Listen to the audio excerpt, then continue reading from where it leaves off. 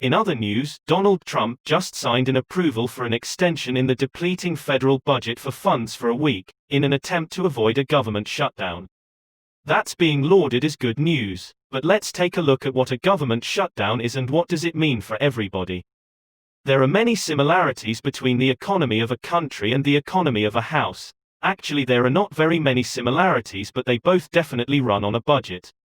It so happens sometimes that the budget does not go as planned through the month, and in the ending days of the month, you find that you just don't have enough to get through the month.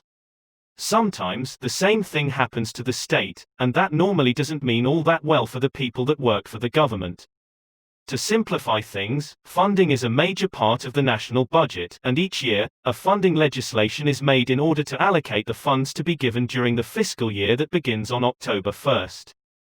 With each emerging year, there is a requirement of new laws to be drafted in order to better utilize the spending to be done in the coming year. And since there is no framework in order for the execution of such drafting, an extension is called for by the government. In the off chance that the relevant framework cannot be developed, that is, the funding legislation cannot be carried out, a government shutdown comes in effect. Since the government is out of funding, it is unable to carry out all the funding-based actions such as giving pay to the government employees, running fund-based programs, etc. In this dire condition, the employees are either barred from work or asked to work without pay. This time around, the government has worked successfully to stall the unfavorable judgment, but only for a week. An immense pressure still lies for them to pass a budget of nearly $1.4 trillion to keep federal operations running until the fiscal year finds its end in the September of 2021, all that to do with the 18th of this month just around the corner.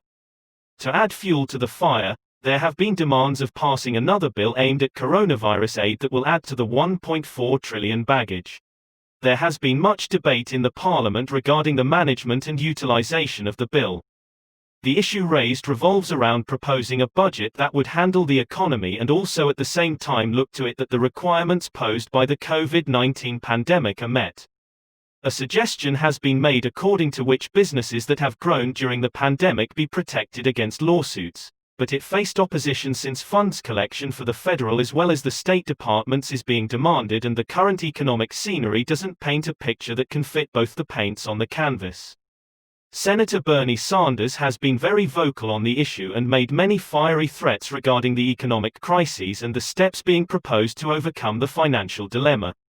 He dropped the hammer, saying that unless one-time direct payments of $1,200 for adults and $500 for children were issued, the government should prepare for another shutdown, since the public needs economic relief during the time of the pandemic. Such a step was also enacted during the earlier part of the pandemic's occurrence in March. Bernie went on to say, "Economists tell us that working families today are in worse shape right now than any time since the Great Depression." Sanders added that millions of families are scared to death that they are going to be evicted from their homes because of joblessness during the pandemic. When the virus first struck, an estimate of $3 trillion was allocated to emergency aid and was expected to be enough to control and contain the disease. But turns out that despite all that effort, COVID cases spread like crazy and caused nothing less of a massacre, not to mention the added panic and chaos, and local civil unrest that was caused due to unemployment and other drastic effects of the virus. At this time, even the idea of a shutdown is mortifying. With all the expected changes to be made once the shift of power takes place from Trump to Biden, the ongoing crises, the impending risk of not being able to make the federal funding legislation work, and all of this to occur amidst the pandemic that has been running out of control for such a long time now. In the event of a shutdown, the United States may get to witness the worst social-economic conditions the country has had to face since its independence, as everything has already been paralyzed by the COVID-19 pandemic, and the government has gone hand-to-mouth in trying to counter the virus, suppressing its drastic environmental implications and all the while keeping all the programs funded by federal aid alive, working in parallel to everything else. With the deteriorating situation of the pandemic, it would be a hard, however, better step to focus on the programs for public relief since the pandemic is seemingly in no mood to cease at any cost. So it would be better to be quick with the legislation and opt for a decision in the public interest rather than going in favor of personal or political agendas. Thank you guys so much for watching this video. If you liked it, Like, comment if you haven't already. Meet you with the new video.